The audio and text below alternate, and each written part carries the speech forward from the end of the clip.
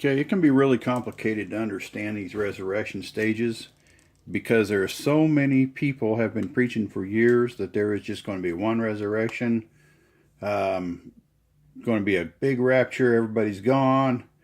Anybody left behind is going to get roasted, toasted, and you're gone forever. You're not going to hear from them anymore. So, is that true? And the answer, of course, is no, it's not true.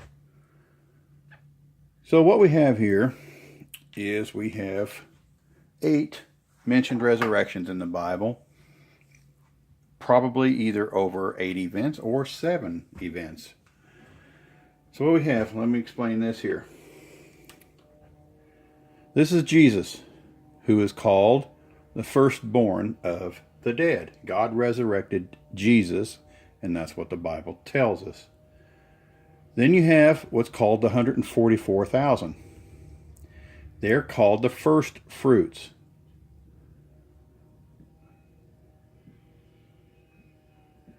To God, because they came out of Israel, and to Jesus, because Jesus gives us the water of life. And so they are called first fruits to God and to Jesus. Okay, then the Apostle Paul explained to us, let me add to this one right here. These probably came out beforehand, but we don't know who else came up. Any of the people from the Old Testament came up when that happened. That was in Matthew 27, 52, and 53. Then you have the dead. And the Apostle Paul explained this. He said, well, you know what? The dead in Christ will rise first. These are people who are dead. They're buried in their graves. These came up out of their graves, okay?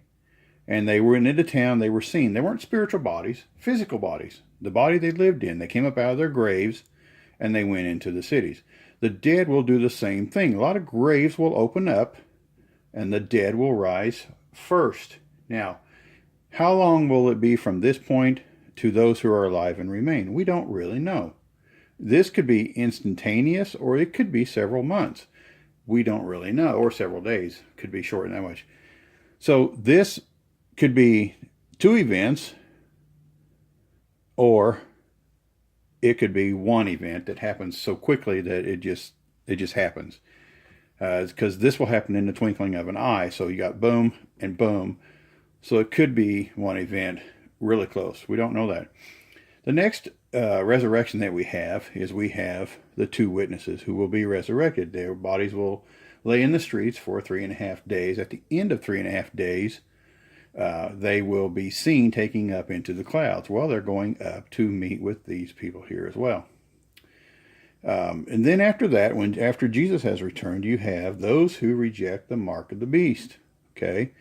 Well, why is it that they're getting resurrected? Well, because they are the last of the harvest, and they rejected the mark of the beast, and so they get to live with Christ for 1,000 years, in Revelation 24.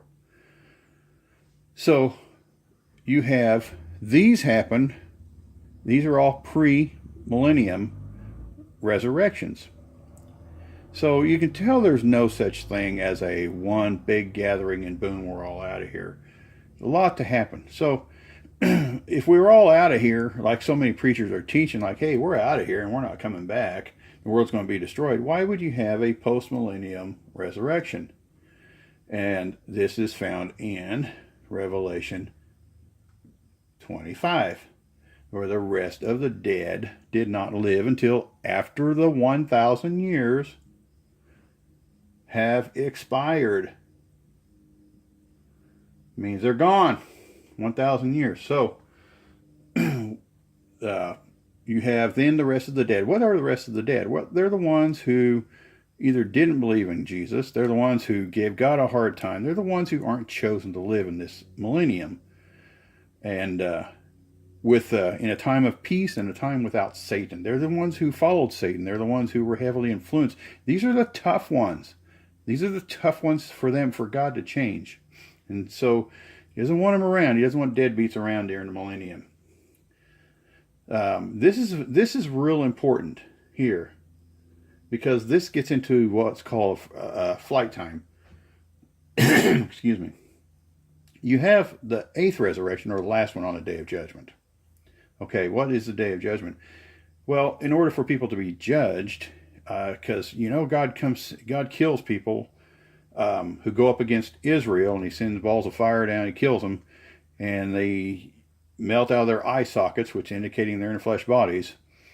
And this is the big battle. It happens in between here.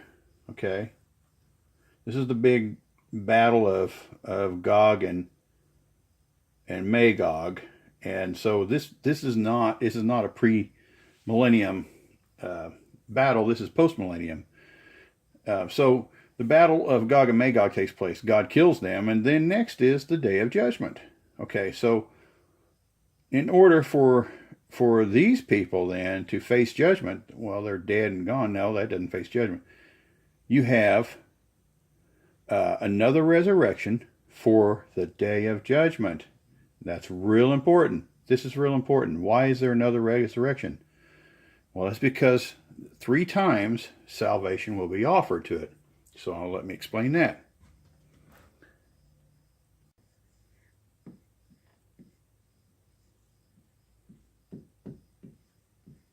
Okay, in Matthew 24:20, Jesus made a comment, and He said to pray that your flight may not be in the winter or on the Sabbath. He doesn't want your flight. What's He talking about when He used the word flight? What does that mean? A lot of scholars have taught that, well, when He's talking about the winter or the Sabbath, I mean, there's preachers out there teaching that the Sabbath is the Jewish Sabbath. The winter is the time of the year on earth. Well, you know what? It's winter. You know, as the earth rotates, it's winter either on top or it's winter on bottom, depending on what season it is. So there could be winter anytime. So He's not referring to something global. What Jesus is referring to, He says, look, here I am right now. Right now, I'm offering you salvation. But if you don't take it, then that's not good. So pray that your flight is not in the winter. When is the winter? The winter is post-millennium.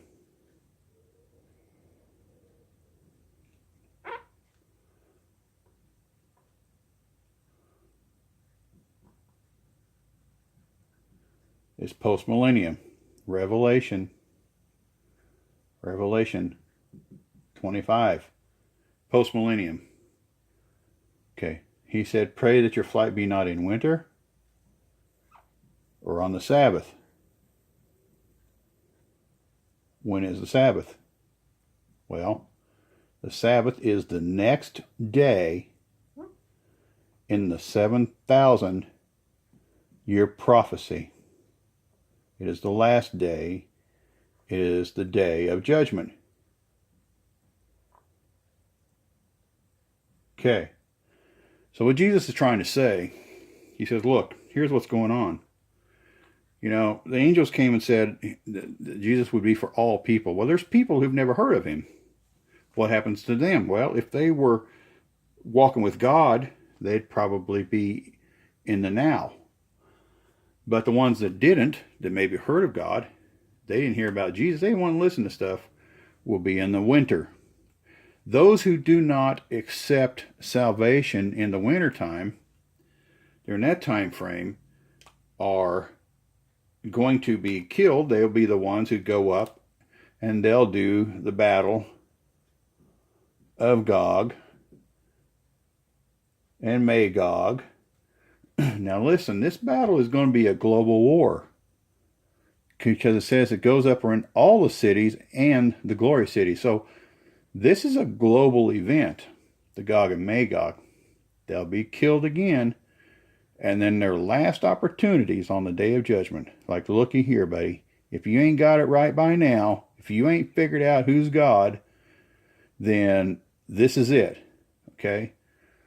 And so that's why Jesus meant when he said, pray that your flight be not in winter or on the Sabbath. So as you can tell, there are several resurrections in the Bible. There are 3 stages of the resurrections. And there is no one big boom rapture, we're all out of here and going to go off somewhere bright and new. That bright and new doesn't come until after the day of judgment. And that's quite a bit, long ways a year from now.